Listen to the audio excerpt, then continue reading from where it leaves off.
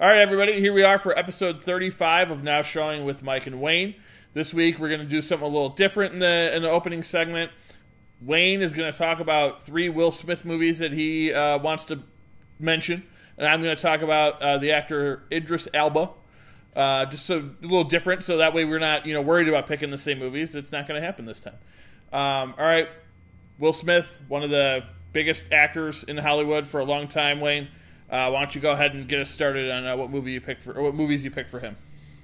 All right, so in narrowing down my choices, I wanted to obviously choose the ones where he really excelled in his acting, but I also didn't want to choose ones that everybody is familiar with and everybody's seen. So we're not going to be talking about Men in Black. We're not going to be talking about Independence Day or any of the major league blockbusters, in my opinion. I try to be a little bit more selective. I'm going to start it off with the 1998 film Enemy of the State. Oh, goodness. There are quite a few talented actors in this movie. Obviously, we've got Will Smith as our headliner, Gene Hackman, Jon Voight, Lisa Bonet, Regina King. Supporting, we got Barry Pepper, Jake Busey, Jason Lee, Jack Black, Jamie Kennedy. So quite a few names that you're pretty well versed with. Scott Conn. Wow, I don't know if I said it before. But no, you didn't. No, it's got a very good supporting cast. So here's a little synopsis of what we're doing, what this movie's all about. A lawyer becomes the target of a corrupt politician and his NSA goons when he accidentally receives key evidence to a politically motivated crime. So basically, this is like a precursor to the Patriot Act, where this corrupt politician wants to start using this technology to basically spy on everybody and invade everybody's privacy. Kind of like how the Patriot Act works now, unfortunately. Interestingly enough, I chose this one because, I got a little article here that I found on the Nomadland website that really kind of hits it on the head for me. With his sarcastic tone finally sharpened and his action chops in order, Will Smith embarked on something he hadn't really done before in a big studio picture. He was running scared. For all his egotistical swagger Smith naturally brings to the screen, Smith can be even more interesting when he's not in control or not having a good day, which is also why I chose another film that we're going to talk about later on, because when you think Will Smith, you think, no holds barred action guy who's got everything, ready to go. He's in control. He's in charge. In this movie, no, he doesn't know what the hell's going on. People are chasing him, and it takes him a while to figure out what's going on. And thankfully, with the help of Gene Hackman, they kind of devise a plan to kind of get his life back in order. So, yeah, Will Smith, not usually in an unusual role for him in Enemy of the State. Mm-hmm. I'm sure you have seen this one, I assume? I am a huge fan of this movie. I've been one of its biggest advocators ever since it came out. I feel like it's never gotten the love that it deserves. It is a great movie, and it's a great Will Smith movie. You're right. That article is correct. This is probably where we saw him vulnerable for the first time, outside of 6 Degrees of Separation, which is something that I think a lot of people probably missed. But this one was the first big budget movie, like you said, where he's running, but he's scared. He doesn't know what to do. He doesn't know who to turn to. Where the other movies, Men in Black and Independence Day, they're just action movies. He's running around fighting aliens, very confident. Everyone knows those lines. But Enemy of the State is just, again, him at his most vulnerable. Gene Hackman is great here. I love it's kind of a spiritual sequel to The Conversation, a movie he did many, many years ago in the 70s, which is about very similar stuff. And I thought it was great that they cast him in this role because it really draws that connection. Jon Voight, always, as we know in real life, always a great villain. So one of my favorite villains of all time, both theatrically and and in real life, yes. Just say around that time, he Mission Impossible. He was. There were a lot of movies where Jon Voight was playing the villain and doing a very good job at it, and this is one of them. Blues, man. Huh? Which one? Varsity Blues. Oh, Varsity, yeah, duh. Right a year later, Varsity Blues. So yeah, he was really good at that role. But what I like too about Tony Scott films, and we talked about him a couple weeks ago, is the fact that he gets a lot of maybe not so known actors in his movies, and that kind of helped launch, not really launch, but it stayed the careers of like Jack Black and Barry Pepper and Scott Conn. It kind of gave them more visibility because he would put him in his big budget movies, you know. He gave him, and he got a lot out of them. Yes. Like it's a way where, I guess, growth and stretching them as an actors in their performances, even if they're just kind of little mini bit roles, you just see the growth and, you know, where they go from being in this, you know, movie that maybe even a small role, but it's a big budget thing, and it kind of springboards them into the next big thing. Exactly. Yes, and it kind of in the case of someone like Jack Black, it helped start his jumpstart into being a superstar. Just getting these kind of little roles like this, and he had several of them, and this was just one of them. And it's always nice to see that, because then when you watch a lot of movies like we do, you recognize these guys more, right? So you're like, oh, there's Barry Pepper from Saving Private Ryan, there's Jack Black from High Fidelity, or whatever Tim Robbins movie he was in back in the 90s, because he was buddies with Tim Robbins. So it's just as a fan of actors, it's nice to see a lot of them get this kind of work. And you're right, when you cast these type of actors, they're character actors for the most part, and you're going to turn what little tiny role they have into a kind of a more memorable role because they're playing it. Like someone like Jake Busey is very hard to forget in any movie he's in, especially this one as well. I mean, there's just so many characters running around this movie. It's great to see familiar faces. But yeah, I've always been a fan of this one. But focusing just back on Will Smith again, like what you said, like we said, the article said, what we both agreed on, to see Will Smith vulnerable and, you know, not the cool, in control guy that he is. This role, and I don't know why, I always kind of think of I Am Legend, just because, you know, he's the guy, you know, he's, you know, lost, he suffered loss, and, you know, he's got this emotional just, you know, attachment with the, you know, the dog, and we want to get it dog because you know how I am about dogs. And he just, his vulnerability is something that I want to see more of. And I think it's a good one to note. Like I said, like we were talking about, just because it seemed like to be the first of its kind for him, and I think maybe that's why it wasn't as successful, because people weren't used to seeing him in that light. Right. Well, and again, this is a good discussion, because, like, I don't know how you feel about Hancock. I actually really liked Hancock. I know a lot of people weren't fans of it. It was overshadowed by, you know, The Dark Knight, and I know there's a couple of superhero movies that came out. Yeah. I mean, Iron Man was right around that time. Yeah. And, you know, just, it's different, and I like what they did to try and be different. You know, he's struggling with his, you know, the powers in that movie and all that stuff. But, you know, just roles like that, Will Smith really, that needs to be explored more. Yeah, in that one, even in Hancock, he's a vulnerable superhero. So, like, he's already somebody that has the ability to stop anything he wants from happening, but he's very vulnerable, very kind of down on himself type of person, which is a very interesting role for him to play, I think. All right, so moving ahead, I'm going to jump to my first Idris Elba thing here, and it's actually not going to be a movie this time. The unfortunate part of Idris Elba's career is, up until recently, he has been mostly cast as, like, secondary characters, which is a shame when you look at it, because he's so talented. He's done a lot of great movies, a lot of great roles where he's just like the second or third character, and I like a lot of those movies that he's in. But I think this show right here is really what made people realize, like, oh, like, he could carry something, and it's Luther from 2012, I think it is, to technically currently, 2010, sorry, to present, because there are talks of them doing more seasons. Recently, it just went to HBO Max, so me and Rebecca binged it in a weekend. It is fantastic. He is great as DCI Luther. That's what they call it. Like they're detectives over in England. It's a show. So it's a show about a detective who's already under, like, investigation when it begins, like, for it being kind of not a great cop necessarily. Like there's some dark side to him. And there's the big, did he or did he not let a bad guy fall and become paralyzed? That's a question that is going on in the beginning of the show.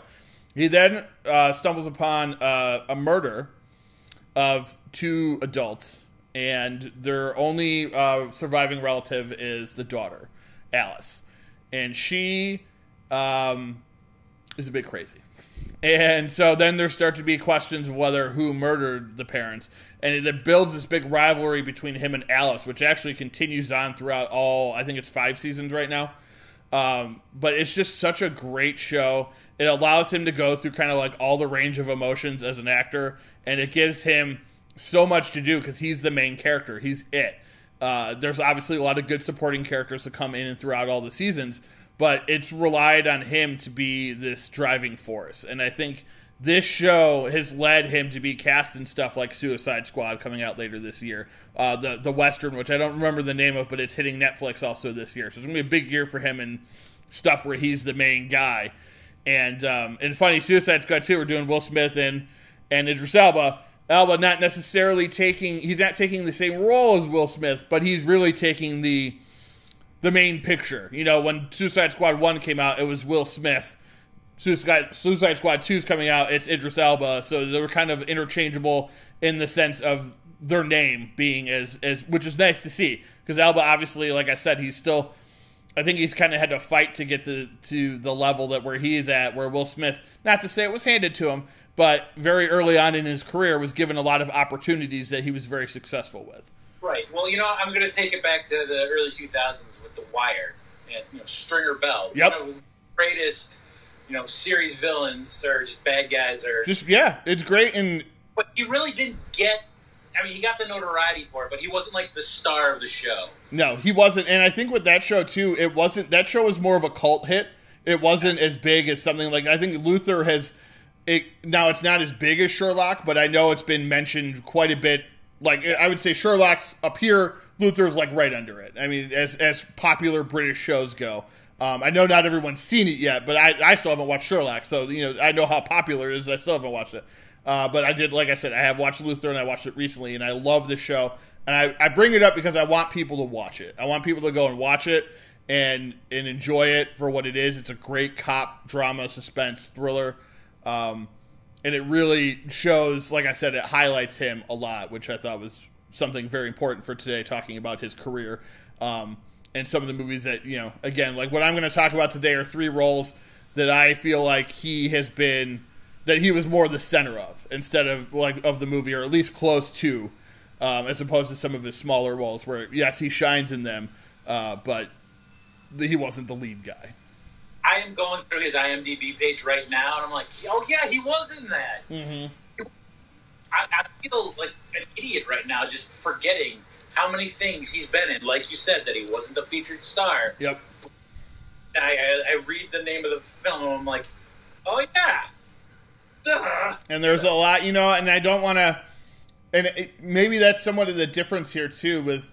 Like, I know obviously there's a lot of racism in America today, but Idris Elba and a lot of actors from England have talked about how bad it is over in England and how hard it had been for them to get started in the business. So I'm assuming a lot of that had to play a lot into it, especially when you think about it. The Wire, the first thing that he really became known to Americans was an American show. Like he had to wait his career until he got big enough to go back and be in a lot of British movies, British TV shows that he's more recognizable now. So it's kind of interesting he kind of had to make a name for himself in America first and then go back home and be like, hey guys, I'm a big actor now. All right, Wayne, so let's go on to your second Will Smith movie. All right. Again, I'm going with I'm moving away from the action, and I'm going with 2006's Pursuit of Happiness. Oh my gosh, you want to talk about the emotional roller coaster and having your feels worked. This was difficult. Here's the little break, the little tagline. A struggling salesman takes custody of his son as he's poised to begin a life-changing professional career. First and foremost, have you seen Pursuit of Happiness? Yes, I have, yes. Yeah. Very emotional film. This is the first time that he and his son Jaden Smith have been on the screen together, I believe. It's the first time where Jaden had a main role. He may have been in one of his other movies, but this is the first. This is what started Jaden Smith as an actor. Was this movie? And then let's go through the cast real quick here. Obviously, Will and Jaden Smith, Andy Newton, Brian Howe, James Karen, Dan Castellaneta. If that name sounds familiar to you, I believe that's Homer Simpson, and a bunch from the animated show The Simpsons. Yes, plenty other characters as well, but Homer is obviously most famous. So, this is based on the true story of Christopher Gardner. He invested heavily in a device known as a bone density scanner. He's trying to sell these things. He goes to different medical places, or if I remember correctly, I didn't get a chance to rewatch this one this week, but I still feel like this is something that we needed to highlight. Just because, for sure. He's a traveler. He's I guess in a sense, kind of the traveling salesman, where he goes to different medical facilities and doctors' offices, trying to just sell his device and whatnot. It's not working out for him. They're sleeping in bathrooms, they're sleeping in parks, they're sleeping in homeless shelters. I believe the mother has an issue or a drug. Is it a drug issue? I believe it's a drug issue, if I remember correctly. Chris is trying to take care of his son. The hardest part, he locks his son in a bathroom just so he knows he'll be safe. Right, yeah. These bone density scanners are just not selling the way it's supposed to. That's what doctors are choosing to use and whatnot. So, he gambles on it. He gambles on a new opportunity. He takes part in an unpaid internship as a stockbroker with slim chances for advancement to a paid position. Before he can receive pay, he needs to outshine the competition through 6 months of unpaid. And, he realizes what he's got to do, and he makes the connections with the right people, but he just can't seemingly catch a break. At one point he's arrested before get into the internship, and he shows up, in a t-shirt, and he somehow tosses his way into the interview still, explains the situation. He puts his heart out there, and I guess the corporate business world isn't all made of stone because they allow him to enroll, and he is able to get the job, and just the pursuit of happiness and just continuing to work for what you want and believing in yourself, tugging at the heartstrings. I'm getting emotional just thinking. Your life is in shambles. You have nowhere to live. You have a small child that's completely dependent on you, and you have to make sure that they're safe and provided for. And again, it resonates now with the pandemic and everything going on. It's how many other people are going through this right now? Oh, for sure. And Will Smith, just with the raw emotion and the broad range that he really shows in this one. I think this is the first time we really see, he's not just a one-liner, you actually see what he's made of. And because one of his other biggest dramatic role was Ali, who was king of the one-liners. So it's that's why that was perfect, because you have a guy who does action movie one-liners playing an athlete who was great with coming up with quips and stuff on the fly. But this was his second Oscar nomination after Ali. He still hasn't won an Oscar to this day, but those two movies have gotten him, on the door at least. And I think this one showed a lot of people that he has even more range. Ali, again, Enemy of the State, we talked about, then Ali showed even much more that he could take on another persona and be somebody completely different. This is another character versus another real person he's playing. He's played quite a few real people over his career now since Ali in this movie. But yeah, it was great to see him and his son on screen. I remember I believe I saw this in theaters, and everyone was just basically crying at the end. It's one of those happy criers, because it's very sad through most of the movie. Then when everything turns out, for the most part, good in the end, you get teared up a little bit, and goosebumps right now just thinking about the end when he's just clapping feet. It's like, oh god, yes. Yeah, yep, he did it. Yeah, it's a good movie. So if people haven't seen that one, I feel like a lot of people have seen that one, but if you haven't, you definitely have to check it out. All right, so my next one for Alba is from 2017, and it's one where he was the co-star. It's called Molly's Game, and it's directed by first-time director Aaron Sorkin. Everyone knows him as a writer. He directed his second movie last year, Trial of the Chicago 7, which is getting a bunch of award nominations for. Molly's Game, he got quite a few nomination stuff too. It stars Jessica Chastain as Molly, Idris Elba, Kevin Costner, Michael Cera, Jeremy Strong, Chris O'Dowd, Joe Keery, Brian Darcy James, and Bill Camp. So Molly's Game is the story of Molly, who is like an Olympic skier who ends up having a career-ending injury and doesn't know what she's going to do next. It's based on a true story. It's based on the book Molly's Game, written by Molly Bloom. And she decides to open up like gambling for celebrities, basically. Essentially is the plot of the movie. And if you're familiar with Aaron Sorkin, you know his writing is, as I've said before, he writes a lot of how we think and not how we actually speak.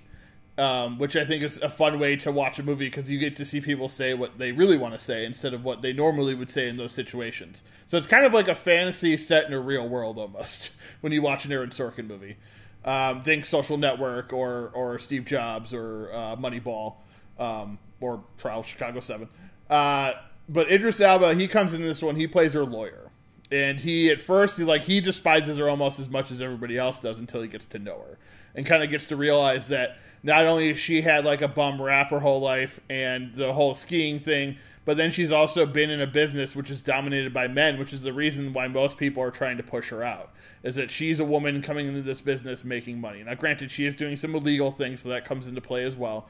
But she argues, to the fact that like all these other people are doing this stuff and they're not getting in trouble. There's a big rumor that the celebrity poker player who's played by Michael Cera in this movie was actually Tobey Maguire, but that has never been officially confirmed, but people have said that's who the celebrity that would always go to her games. So then at some point someone like ends up stealing the game from her and doing their own game, and that's where she kind of gets even into more shit. I haven't seen it probably since it was released 4 years ago, so my memory's not as great on it, but Idris Elba, some of the monologues that he has in this movie are fantastic. When he's defending her in one of the depositions that they have to do before the trial and stuff. It's a great moment. It's a great scene. Again, he gets to kind of flex his muscles, not actual muscles like he does in some of his other movies, but his acting muscles in this one. And as do most people in Sorkin films. So that's why I'm always a huge fan of his movies, because I like to see actors act, and that's what they get to do in this movie. And Idris Elba is fantastic in this role. I feel like he probably should have got nominated for Best Supporting Actor in this. I know it was talked about when the movie came out, but the movie it was one of those movies like kind of what a crowd pleaser, but some of those crowd pleasers don't always hit the home run when it comes to the Oscars. Think like The Butler, a movie that a lot of people liked but didn't end up getting a lot of huge nominations or anything. That's kind of how I feel about this movie, how it got treated during like award season. But I feel it's another movie that people need to go watch just to see how talented the guy is. And it's the moment I saw it, I loved it. I thought it was great, and I thought both of them were fantastic together. Great chemistry between Chastain and Idris Elba. It's been like on Netflix and stuff, I think, recently. So if you haven't seen it, you can check it out. This is one I'm thinking maybe a lot of people haven't seen, but it definitely needs to be seen. And if you like, even if you just like poker too, it's fun to watch it for that element of it. But they're just the opening scene is great because it's like her getting her injury, and then it like freezes, and then she's like telling her story. It's really cool how they do it. It's just a great movie. Elba's performance is key in this one, and I definitely think people should check it out. So that's it. Not familiar with this one at all. I've never heard of it. So yeah, this is definitely getting added to the list to watch this week. Yeah, you should definitely watch it, dude. It's fantastic. All right, Wayne, on to your third and final Will Smith movie. All right, I am taking it completely in a different direction with the 2005 film Hitch. You can get it if you really want. Oh, all right. So Will Smith plays Alex Hitchens, a date guru, if you will, Let me break down the cast real quick here. So we're starring Will Smith, Eva Mendes, Kevin James, Amber Valletta, Nathan Lee Graham, Michael Rappaport. Here is the storyline. Pivoting around the eternal game of love, suave matchmaker and New York City's finest date doctor, Alex Hitchens, can guarantee any man get the girl of his dreams if he overcomes his fears and follows his infallible advice. However, when timid accountant Albert Brenneman enlists his help to catch the attention of rich and beautiful heiress Allegra Cole, Hitch will unexpectedly discover his perfect match, the inquisitive gossip columnist Sarah Milas. Now the self-assured charmer finds himself in need of his own services to save his relationship. And what's interesting about this one is that Hitch always has the right moves and the right thing to say, except when it comes to his own love interest, where he does everything wrong, and even with the best of intentions, doesn't turn out good at all. There are twists and turns throughout this movie. The inciting incident is really when one of the gentlemen that Hitch refuses to work with because all he wants to do is, bang hot broads and throw them away. Hitch refuses to work with them, but the guy, somehow or another, I forget exactly how it works, it's implicated that he ends up hooking up with one of Sarah Milas' friends. Yes. And Hitch gets his name is dropped or something, and since she's a gossip columnist, she's investigating the heiress who is currently dating Albert Brenneman. It's a very interesting circle of how it's all tied together. Yes. I know I'm talking in circles right now, but if you watch the movie, it makes perfect sense, and it's one of those, no! Okay, good, they worked it out. What? Maybe. But let's find out. Yeah. It's very nice. It's nice because, the way it could be spun is like, oh, this guy's basically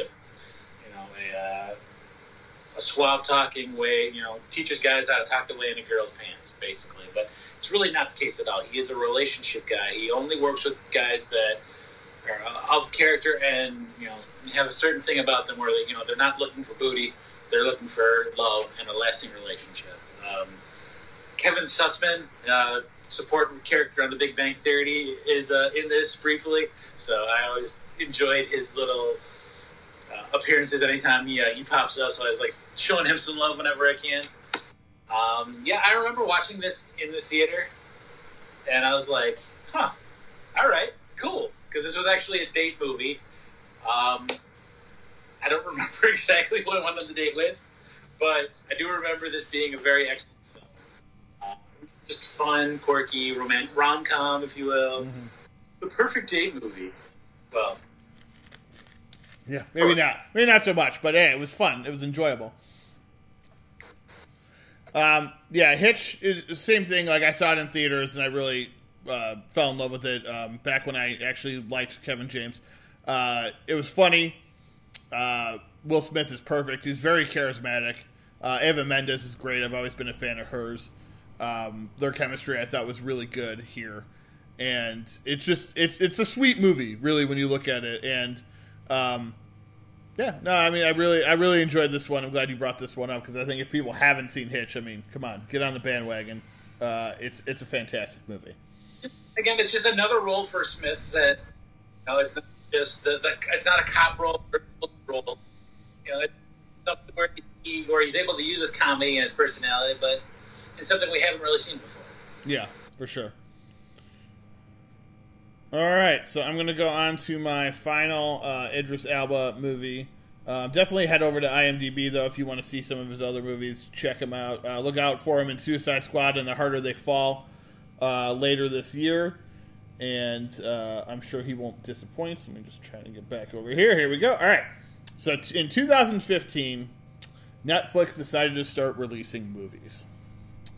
And their first movie, people probably think it was an Adam Sandler movie. It was this movie. It was Beasts of No Nation, starring Idris Elba as a African soldier, warlord type character who is going around the jungle and making these little boys soldiers and fighting this war for him. This is a role that we've talked about actors, Wayne, before, that it's like there's a movie where, or perfect example, Denzel Washington, Training Day. You don't like him. You're not a fan of him. This is that movie for Idris Elba. As likable of a guy as he is so great in this movie at being such a disturbing and gross and horrible human being that you forget that you're even watching him, because it's like there's no way that this can connect back to him, because he seems like such a nice dude in a lot of his movies and stuff. He's normally playing a good guy for the most part. This is such a departure for him, and it's a fantastic film. It was definitely snubbed at the Oscars, and I think a lot of it had to do with it was the first streaming movie that people were like, this needs to be nominated, and the Oscars were like, well, no, theaters and everything, blah, blah, blah. So it got overlooked. He was nominated, I believe he was nominated for Best Actor in every other awards show except for the Oscars. So like, it was one of those things that they were just not ready. Like this year, what's crazy is if you look at the parallel between this year and 2015-16, this year, most of them are streaming movies because of the year that we've had in COVID. Like, 90% of them are streaming films. Yeah. But so it's funny that even just 6 years ago, we were in a different world, and streaming films were not supposed to be considered, along the same lines as being released in theaters. Now, granted, it had a limited theatrical run, because that's what you have to do to qualify for the Oscars, at least until this last year. That antiquated crap just needs to be done with forever. Yeah, I agree. Cary Joji Fukunaga is the person that directed it. He also worked on the True Detective series with Matthew McConaughey. He was the director of that series, the first season 1. But it's just, I don't want to give anything away, because there is kind of like a twist to it, and it's a very disturbing twist. It's a great flick. If you haven't seen Beast of No Nation, and you don't mind being depressed for about 2 hours, go and watch it. It's a tough movie to get through, I would say, but it's really freaking good. And it just kind of at this point where it's like criminally underseen, and like Netflix has started to put their movies to like Criterion Blu-rays and stuff. This is one that is ripe for that, because they did like The Irishman, Marriage Story. People know those movies. Roma won a bunch of Oscars. This one, like I said, because it kind of missed the boat, I think a lot of people have forgotten about it, and people need to watch it. And it is just a fantastic film. It deserves all the love that it gets. If you look at the reviews and stuff, people love this movie. It's just it's a hard movie to watch because of what the material is. And I think people just need to check it out. It's on Netflix, obviously. It's a Netflix original.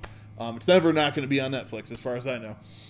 So yeah, that's our opening segment, everybody. Hope you enjoyed that part of it.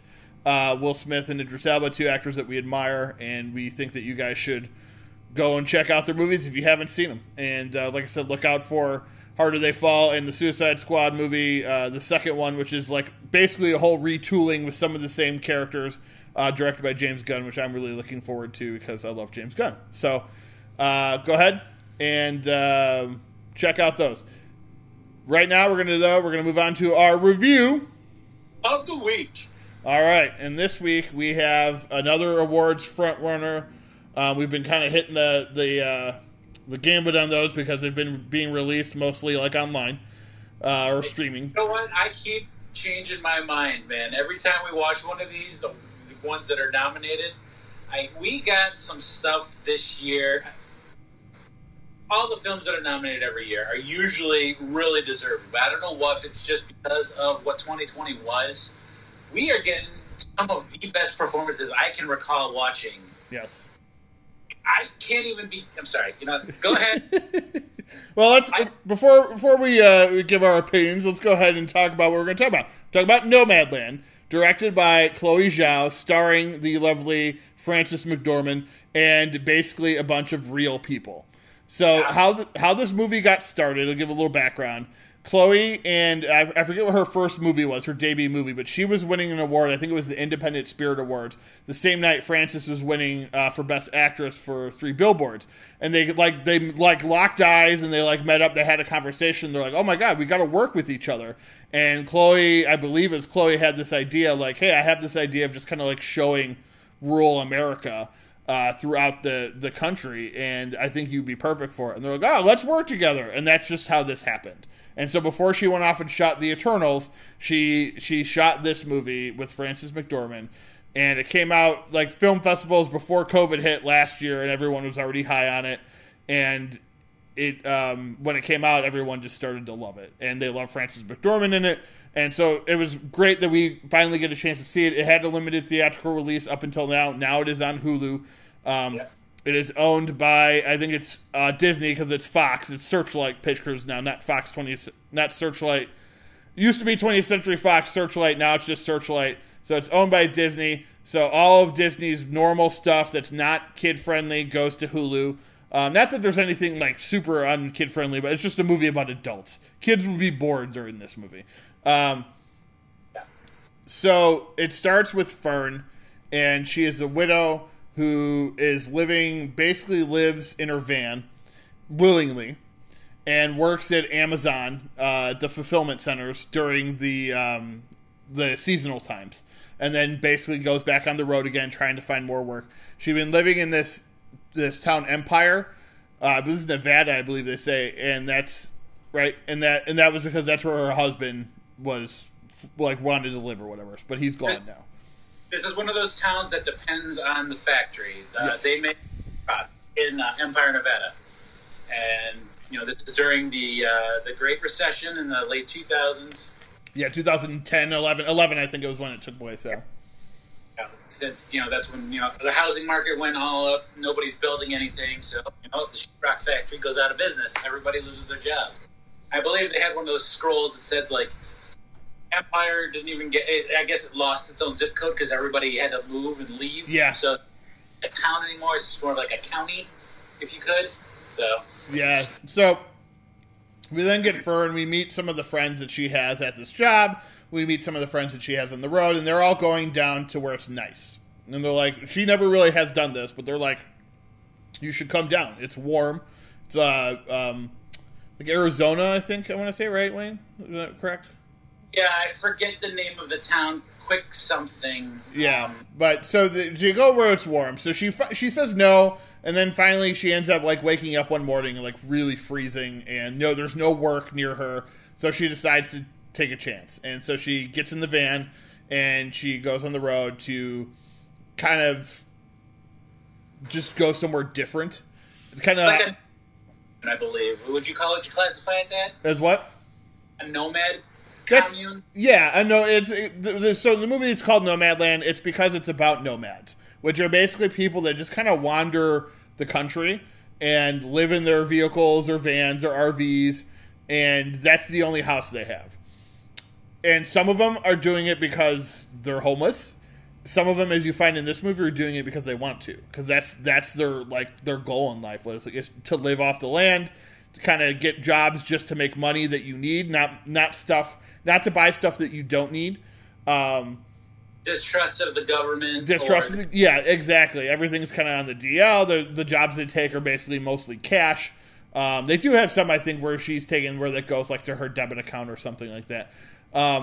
But it's an interesting look at something I think haven't really seen a lot of in cinema, and it allows us to see kind of the part of the country I think that a lot of us we don't frequent. Like, this is, as much as I enjoy movies like this, I'm not that type of person. I'm not going to throw everything away and just go live in a van and try to enjoy life. I like my movies, I like my comic books, I like my video games, I like my family, obviously. Sorry, that should be number one, family, if you're listening to this. Family, Donovan, Rebecca. Yes. So, like, all that, like, I couldn't just go and live in a van somewhere. But I admire people that have that ability, I guess, to kind of, like, this is how I'm going to do it. And, like, she, waited till her loved one passed away because he didn't want to live like that. He wanted to stay in Empire where they were living. It took her so long to leave is because he didn't have any family left. They never had children. If she were to leave or, like, disappear or anything, there's no record of him ever existing. And that was an emotional part of the movie too. Basically, she stayed with him and didn't want to leave because she didn't want him to be forgotten, which is really, really kind of emotional and just like, you're like, whoa. Like, I wonder if anyone ever feels that way about me. Of course, sir. Of course. Thank you, Wayne. It's one of those movies that it's definitely not going to be for everybody, because it's not an action film, there's not a thriller, there's not a lot going on, but it's a movie about people. And I think what was great with what Chloe did with this one is they cast a bunch of regular people as the people. Like Swanky is one of the main characters in the film, and that's her real name. That's what she goes by. She's one of these. She is great. She's one of these nomads that lives on the road, and it was great to see the real people represented here. Again, just an interesting look at America that I think we don't always see, and it was fun to kind of see Frances McDormand kind of play around in that world with some of the things that she was able to do acting wise. And just give another great performance. This one is a more subdued performance than 3 Billboards. So anyone that was like fell in love with her for 3 Billboards, realize that she's not that same character. She's not her character from Fargo, which everyone loved that character too. She's a very subdued, more subtle performance from her. And it's a great performance, don't get me wrong. That takes nothing away from her. It's a fantastic performance. The fact that she's able to kind of, as an actor, go from, you know, the highest of levels to the kind of the lowest in the middle, and just jump all the way around in there and be who she is fantastic. The way she picks up the little quirks of the community and just how they just walk and how they interact with each other, it's very just really, really well done. David Strathairn is the only other.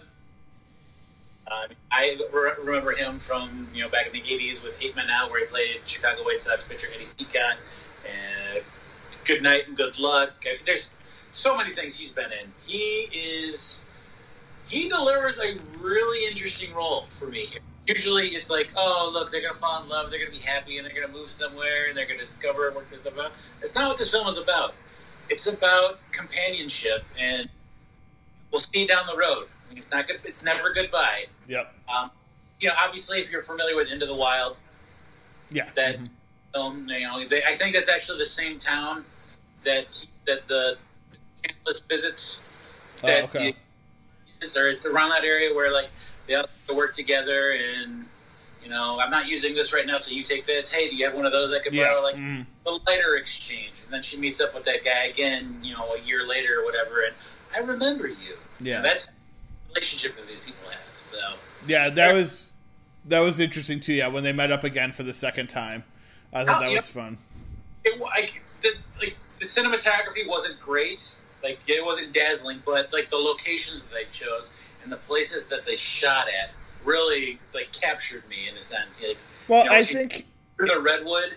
Yeah, I think it showed America for what it is, and for what some of these places were.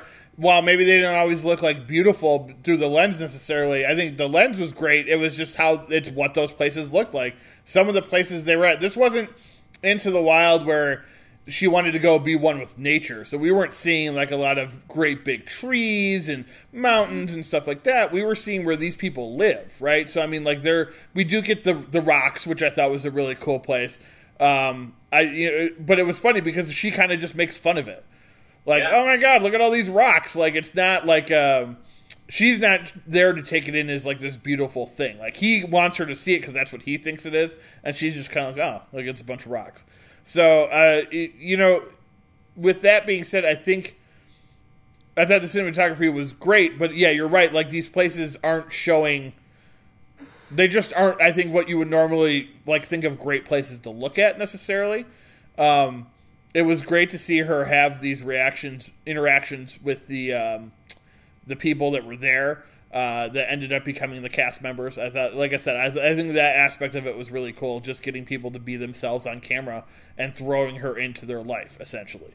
Her relationship, especially, I think, was nice, and just like how they help each other out with finding jobs and finding the next.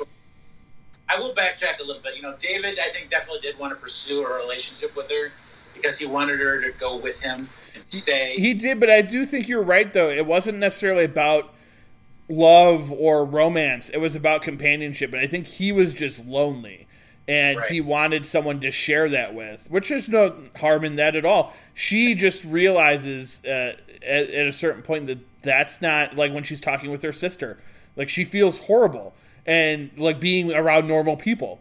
And the fact that when she's with David, she remember that one night she has to go sleep out in her van.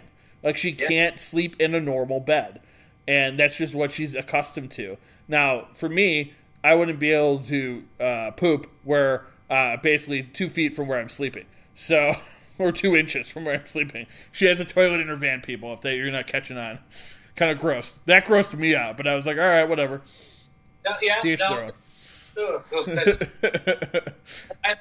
Tutorial about how to do it properly depending on what type of vehicle you're living in.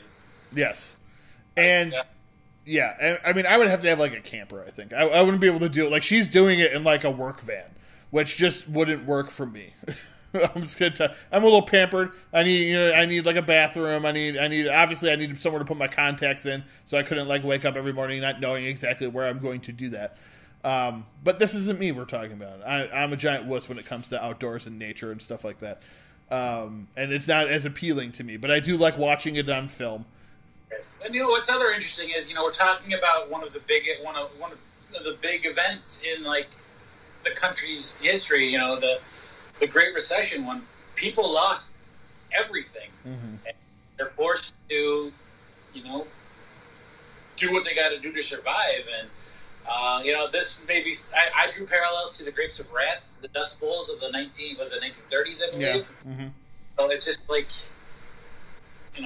there's just those undertones that, they don't really focus on it in this film, but it's definitely something that's there. And, it's, just stop and realize, like right now what's going on in Texas, people are dying and freezing to death while politicians are jetting off to Mexico to go have a vacation. Yes, or they're spiking up the cost of natural gas. And that I don't, trust me, I don't even understand that. Not take it down that direction, but it's just like, geez, wow. This is how this is a good movie to watch and be like, that's how we got there. This is it's another thing to be like, it's another movie to take a look back at history and see what happened to people.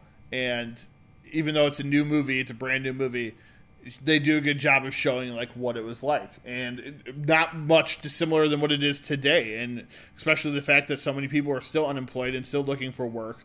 It's hard for her in the movie to find jobs all the time, and that's because there just isn't a lot of work out there like everyone keeps telling us there is.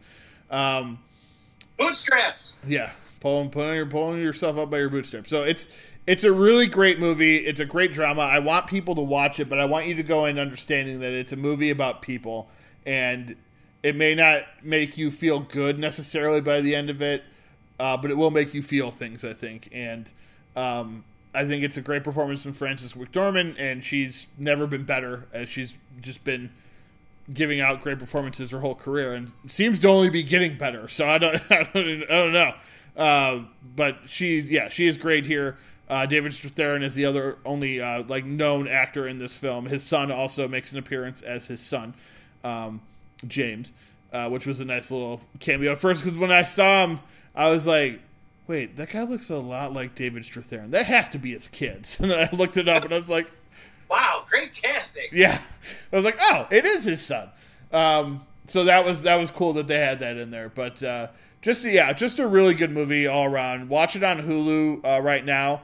You either get their free trial, or if you already have Hulu, you can bundle it with Disney Plus and ESPN. However you want to do it, get Hulu. It's got lots of good stuff on there.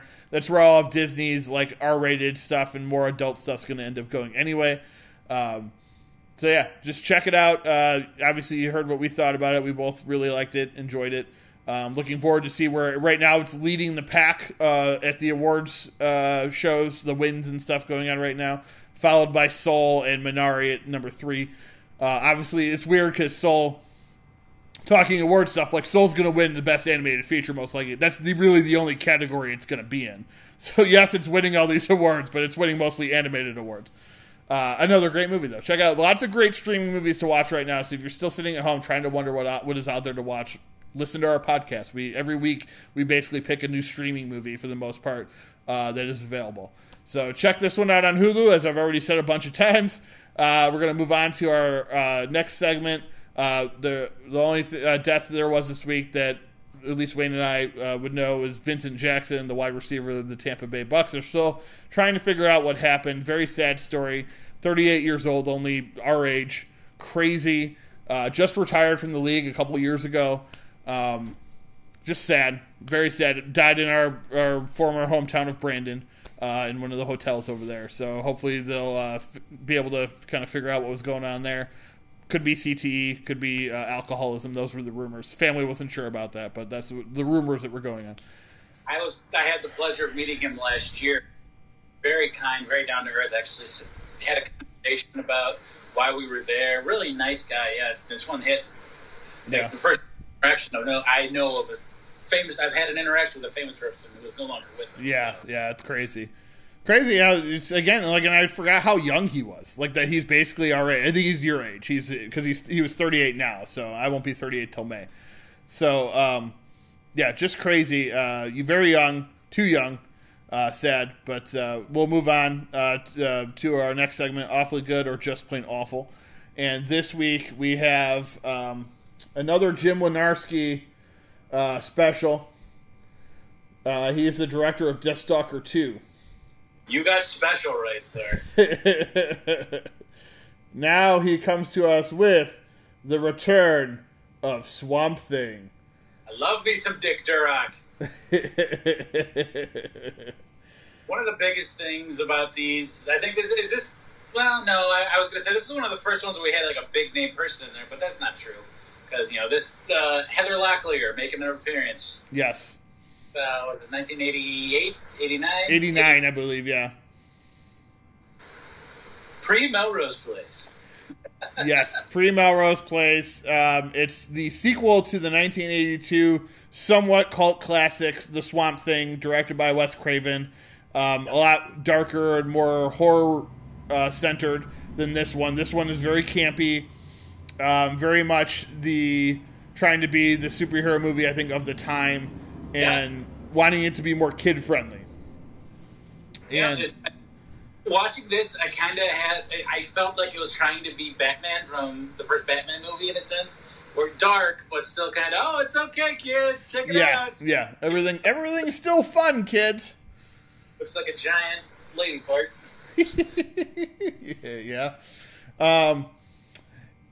Yeah. So we start out, and it's like there's these other creatures that are now swamp creatures that he has to battle in the swamp, and other people are finding him. They're turning up dead. And you find out that the guy from the first movie, Louis Jordan, who plays Anton Arcane, and Heather Locklear is his stepdaughter, and he wants to live forever. That's what he's looking for, which is funny because that's a lot of times what you happen in these superhero movies is someone who wants to live forever or end the world or whatever. So he dies in the first movie. I haven't seen the first one in a while. And then he gets brought back in this one. They don't really he's just in this one. They don't really explain how he got brought back, I don't believe. Or if they did, I wasn't paying attention. So it starts out with like this big sequence where they're trying to find these creatures they're trying to find victims, really, because they want to test the serum on them to turn them into swamp monsters and see if they get the ability to live to forever or something. I think that's what's going on. It's kind of all over the place. Like, there really doesn't seem to be one distinct motive going on. It's very much a lot of different things are happening. Swamp Thing almost seems to be like a secondary character to everything else that's going on, which I thought was interesting in a movie called Return to Swamp Thing. There's this instant love relationship between Heather Locklear and Swamp Thing, even though they only meet for like the first time, like when he saves her. Yes. There's that instant connection because I think she's supposed to be Adrienne Barbeau's child, I believe that's whoever Louis Jordan's wife was in the first movie, who I think was Adrienne Barbeau. So it's supposed how it works, yes. Yeah. So now he wants to sleep with the daughter. of his love, which is weird, first off. Apparently, side note, I read recently, Heather Locklear said that the guy that played the male model that played the Swamp Thing in the romance where they cut and it's like a person, real douchebag. I guess they had to like ask him to leave the set. It was pretty bad. Yeah. So this was in '89. So they took it that seriously back then. Good for them. Yeah. I mean, they still filmed the scene, obviously. But, yeah, Jim Wynorski, known for making a lot of like softcore stuff later on in his career. But at this point, he was still trying to make good movies, I guess. So that's, maybe not good movies, but B movies. He directed Deathstalker 2, which we talked about a couple weeks ago. Let's see other notable names here. Joey Segal, brother of Katie Segal. Yes, I saw his. Yeah. Woo! Much like anytime there's anything Sopranos related, if it's Sons of Anarchy related, I'm also making note of it, no matter how small or obtuse the connection is. Yes, it was. Yeah, he played Gunn, who's like towards the end of the movie becomes one of the main henchmen, along with Poinsettia, aka Points, Monique Gabriel, which apparently I was reading she got her name because of pointy nipples. That's what Points was supposed to be. Yeah, I know. Really weird. And then there's Sarah Douglas, who plays Dr. Alana Zarel, who is like the one who's in love with Anton Arcane, played by Louis Jordan. He ends up killing her, so don't get attached. Good to know. Yeah. The other weird part, too, were the kids. What were those random kids doing wandering through the forest for no apparent reason other than for Swamp Thing to save them one day? Like, it was such a random occurrence that I didn't really... And they got a lot of screen time. I feel like that was something that was added in, like, after test screenings or something. Like, we need this to relate to children. Get a funny fat kid and another kid, and we'll have them just talk to each other back and forth for, like, no reason whatsoever.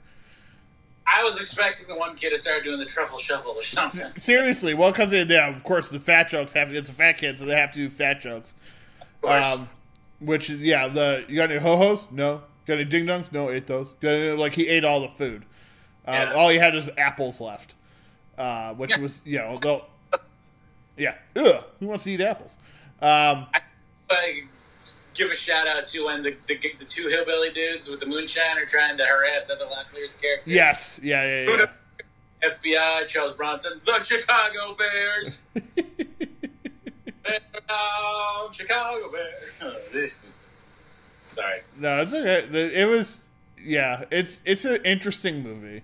It's not altogether terrible, but it's pretty terrible on its own. It's not the worst thing we've watched. No, it's definitely not. It's definitely not. They were awfully good. Yeah, but just there was a movie in there, which some of these ones that we've got there really isn't. There was a movie they were trying to make. Yes, it was all over the place. They lacked direction, I would say. There were some entertaining points. Swamp Thing has always been an interesting character to me, so I liked kind of the interactions that people had with him. There were lots of cheesy one-liners, of course. I did. Oh my god, there were some cringy moments. With me looking like a giant plant. That's okay. I'm vegetarian. I'm like, whoa. It's muscle film. And then the fact that like she has to eat a part of him in order to have that sexual fantasy dream that they have, which is weird.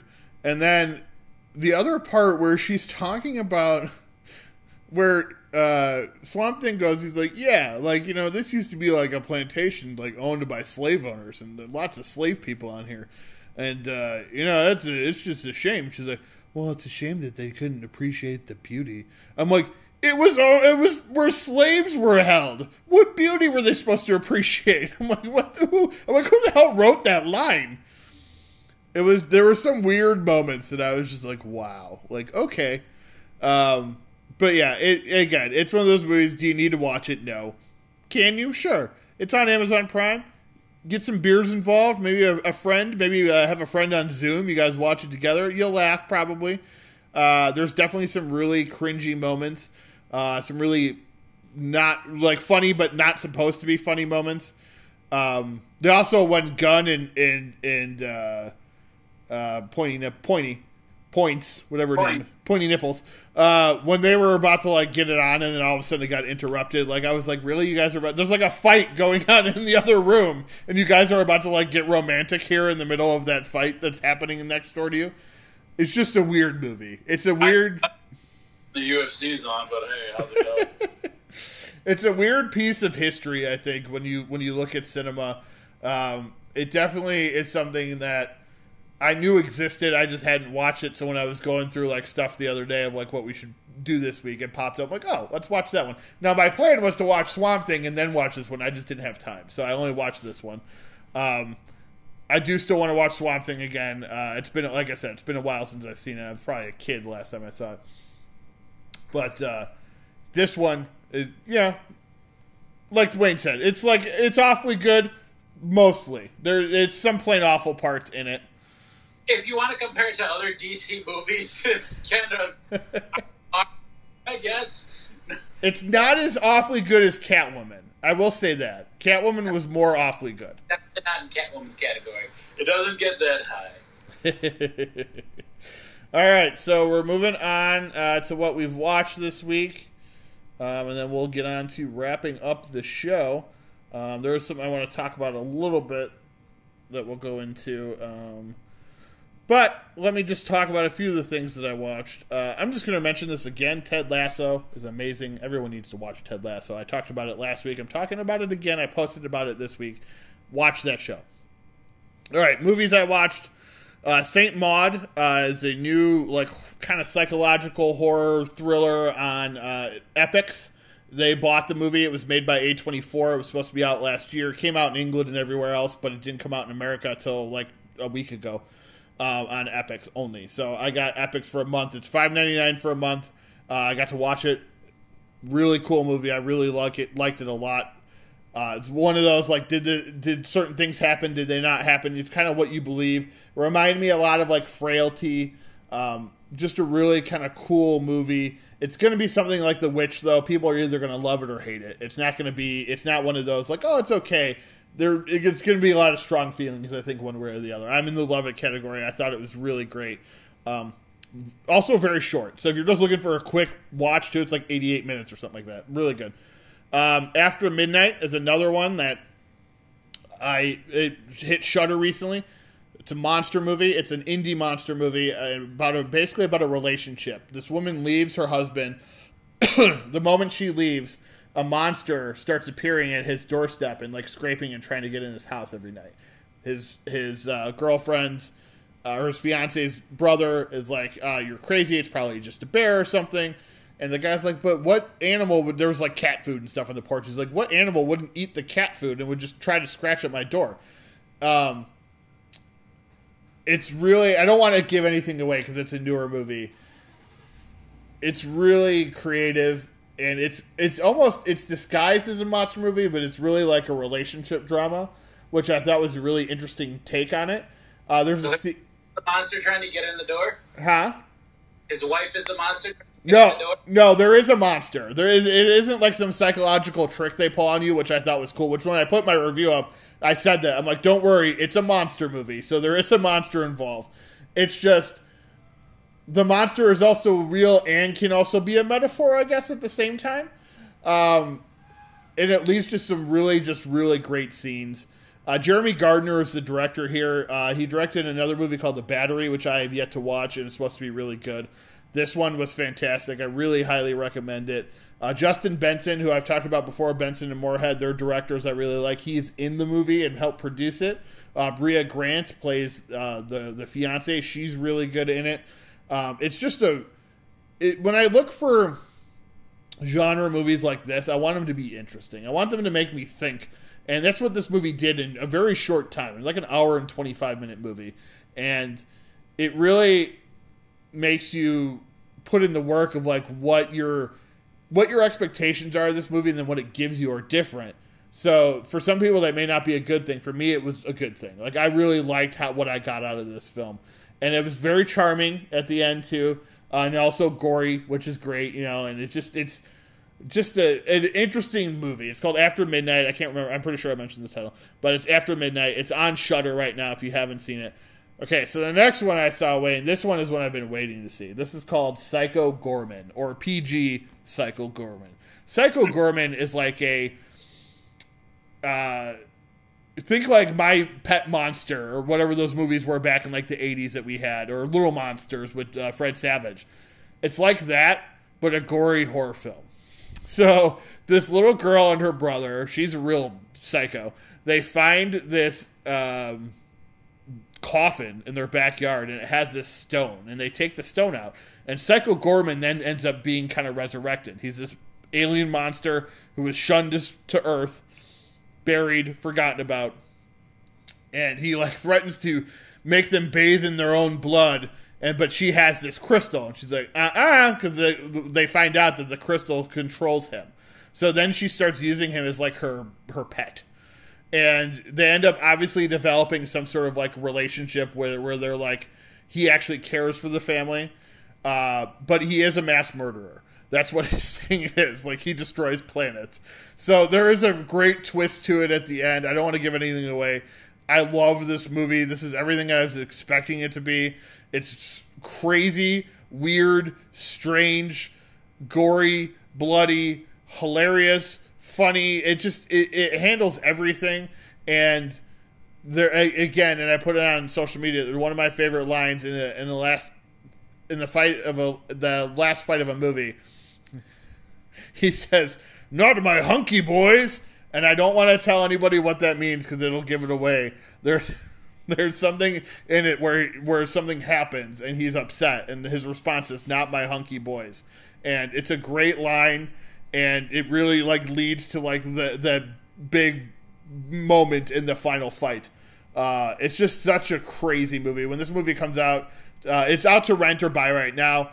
You could watch it. It'll be on Shudder at some point in the future because it's produced by them, and it's the production company they work with produced the movie. So it's a great movie. Definitely check it out. All right, so I'm going to move on. I watched a lot this week because I watched 3 movies yesterday too. So let me get to those real quick. I started with I Care a Lot, which is the new Netflix movie with Rosamund Pike. She plays a woman who basically uses old people to get rich. She becomes their caretaker, and then she puts them into homes, and she sells them all their stuff. So she's a very horrible person. While she does this to a woman played by Diane Wiest, who is somebody that you're not supposed to mess with, and yet she doesn't know that because they did all this research on her, and she's nobody. Peter Dinklage is in the movie. He plays a character who is very protective of this woman. And so when she finds out what's going on, it's, there's a lot of like dark comedy stuff that happens. It's a good thriller at times.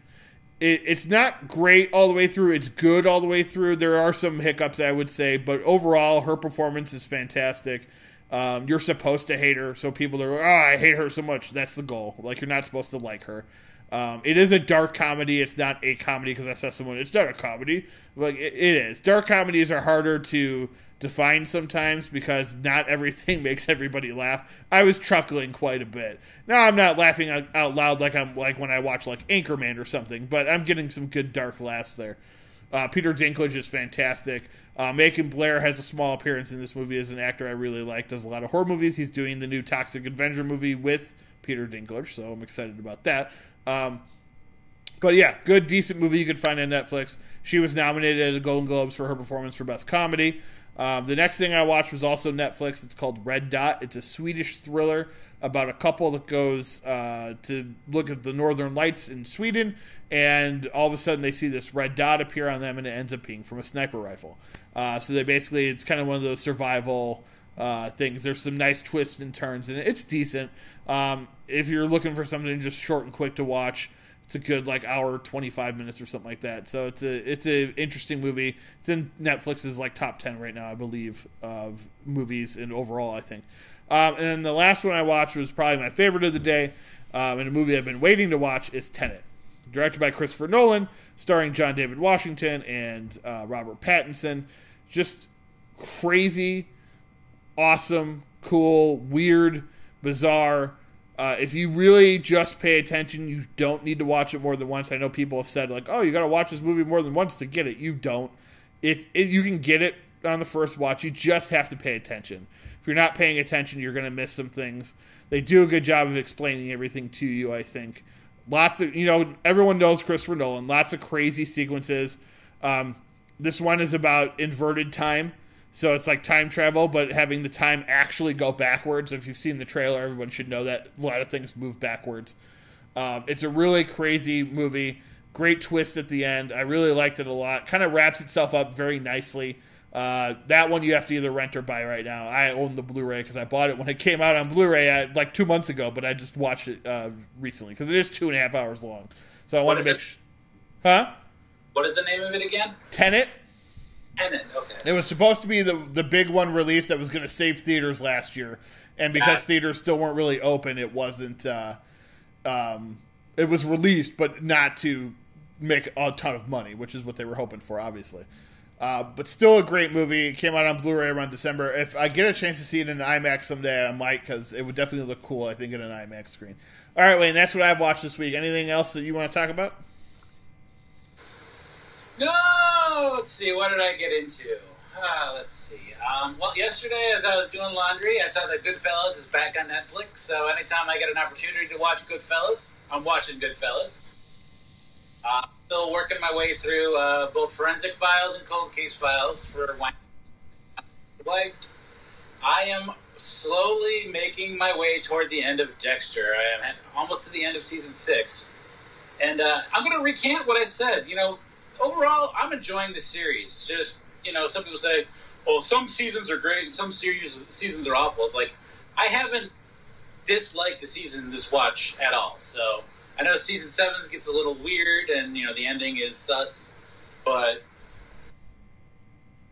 yeah, I guess, as I've said before, I cannot wait for the revival episodes to start and all that. I really hope they kill it.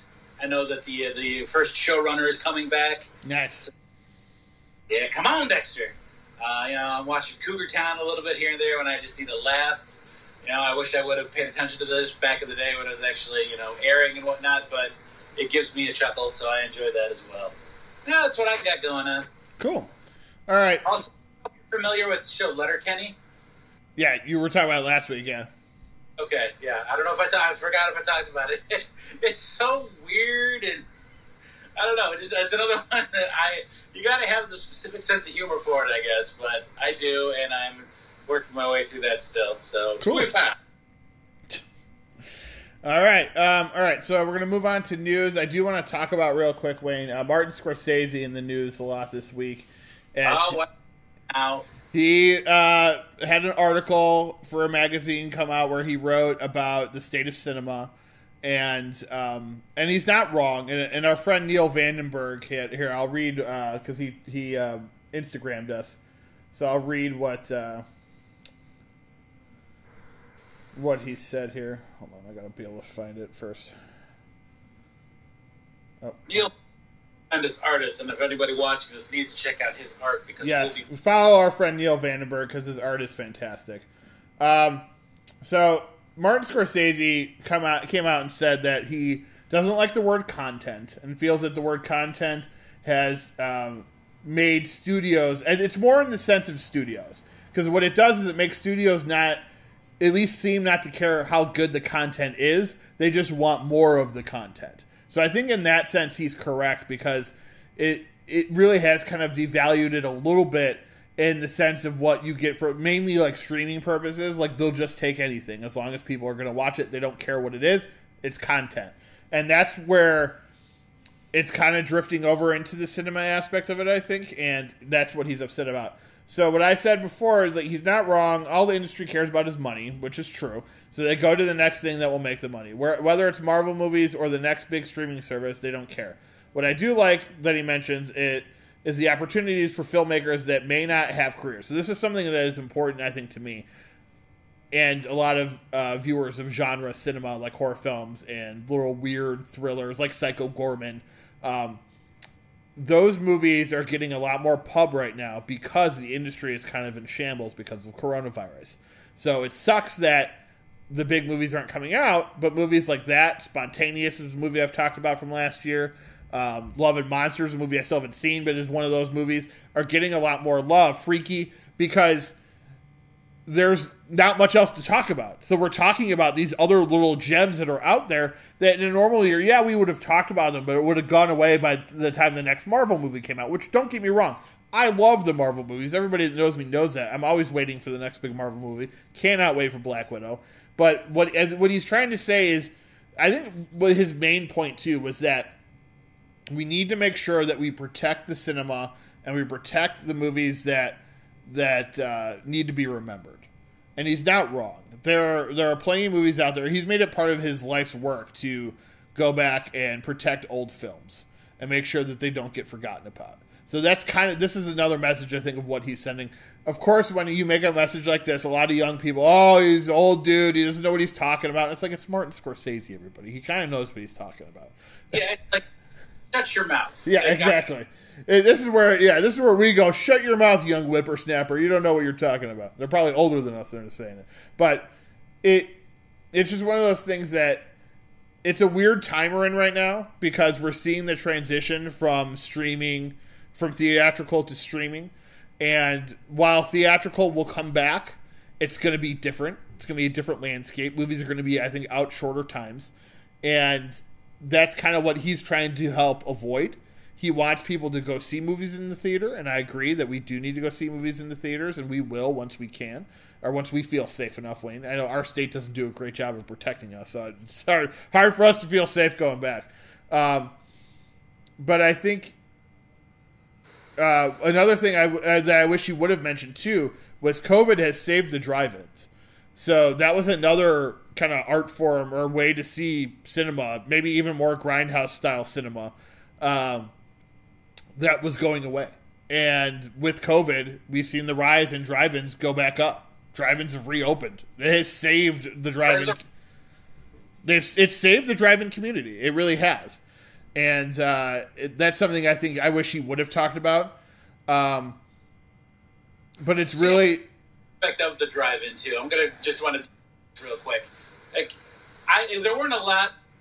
Like, I never really went to a lot of them because I know we had a couple back in Illinois where we grew up. But I don't know. Did you go to the drive-ins a lot? No, I can honestly say I can remember going twice when I was younger.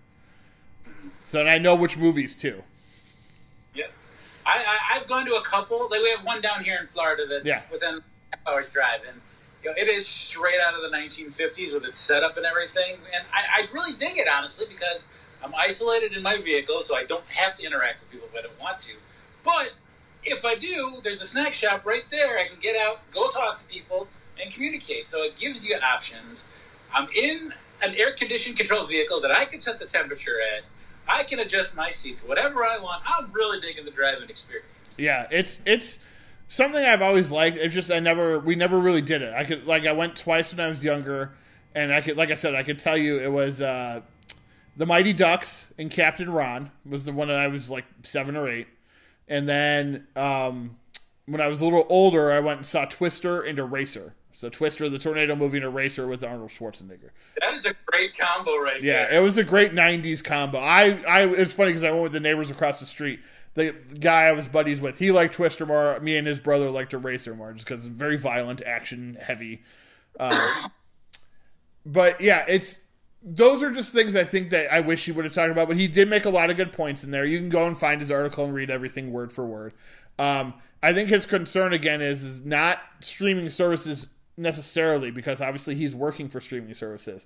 It's the word content kind of being too general of a term, and him wanting, I think, people to just kind of get away from using that, which, again, it's his opinion. They don't have to get away from using it. We use it a lot on here. It's just a general way to talk about all the stuff that's going on, that is coming out right now.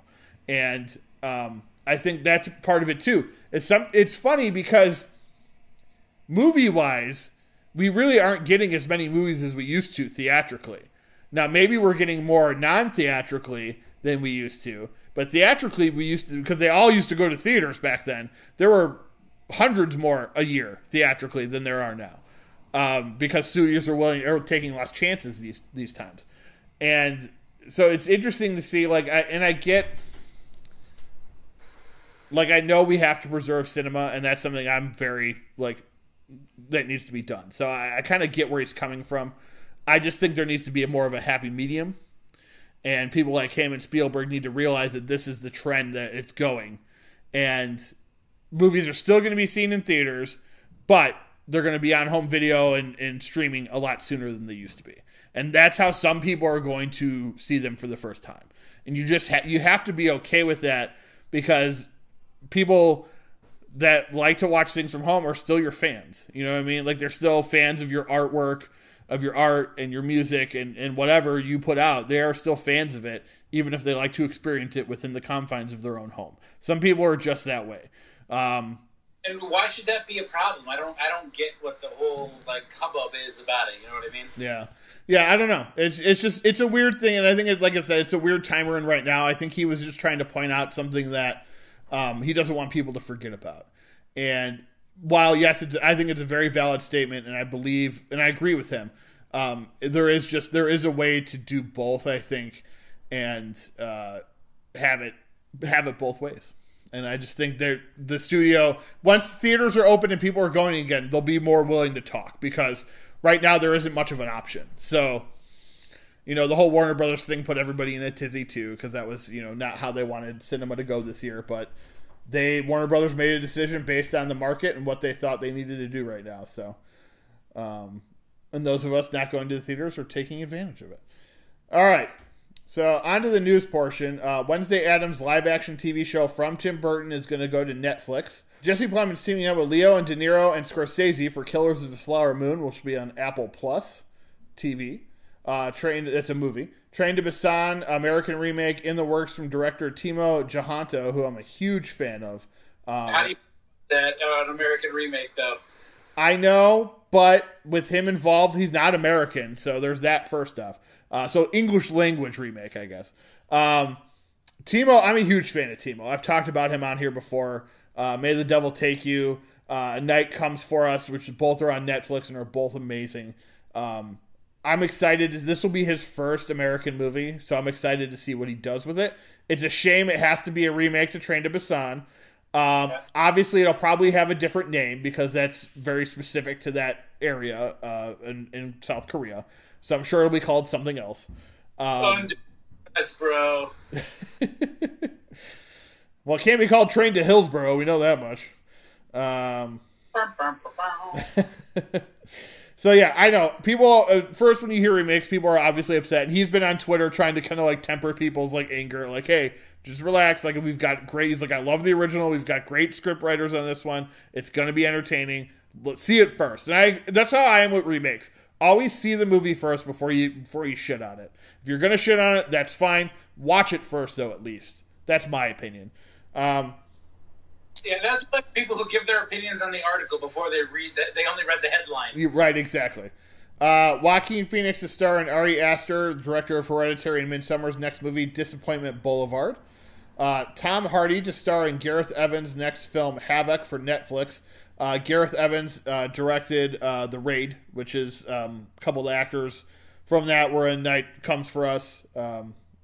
Raid, great movie. Gareth Evans, pretty good director. So, let's see. Edgar Wright is adapting a new take. So this is not a remake necessarily. It's a new adaptation of The Running Man, which apparently will be closer to the book. Because I guess the original... I don't know that there was a main character like Schwarzenegger in that, but because he was cast, it became a Schwarzenegger movie. I still love The Running Man. It's a great movie, but Edgar Wright is fantastic, and I'm really excited to see what he can do with something like that. Paul Feig directing School of Good and Evil with Charlize Theron and Kerry Washington, so two great leading ladies there. Going on to releases, finally with a release date, Army of the Dead, directed by Zack Snyder, hits Netflix May 21st, which I am more excited for than I am for the Justice League Snyder edition, or whatever the hell that thing's called. Because I do like Zack Snyder's other movies. I don't want people to think I don't. It's just a lot of his DC stuff has been suspect. And I really don't have high hopes for the 4-hour Justice League movie. Oh, I've got thoughts on that, and I'm sure we're going to spend some time on Well, that. I'll tell you right now, we're going to review that one that week, so set aside some time because it's 4 hours that we're going to have to watch that thing. And then the Mayor of Easttown, new limited series starring Kate Winslet, hits HBO April 18th. So not much new in what's coming out kind of thing. Also, the Mortal Kombat trailer came out. I think it looks fantastic. I'm excited to watch it when it comes out. So go check that out. For the show, you can follow us at Now Showing with Mike and Wayne on Facebook and Instagram. Now_Wayne on Twitter. Email us at nowshowingwithmikeandwayne@gmail.com. You can follow me on Twitter at WeAreScrewed2. Follow me on Instagram at Mike1830. Follow me on Facebook at Michael Kirkpatrick. I'm the one with the Now Showing logo. Follow Wayne on Twitter and Facebook at Wayne Yerke. On Instagram at Wayne_Yerke. We are also on Entertainment Buffet's YouTube page. Go over there, check out all their stuff, and listen to us there. For Wayne Yerke, I am Mike Kirkpatrick. Thank you for listening to Now Showing with Mike and Wayne.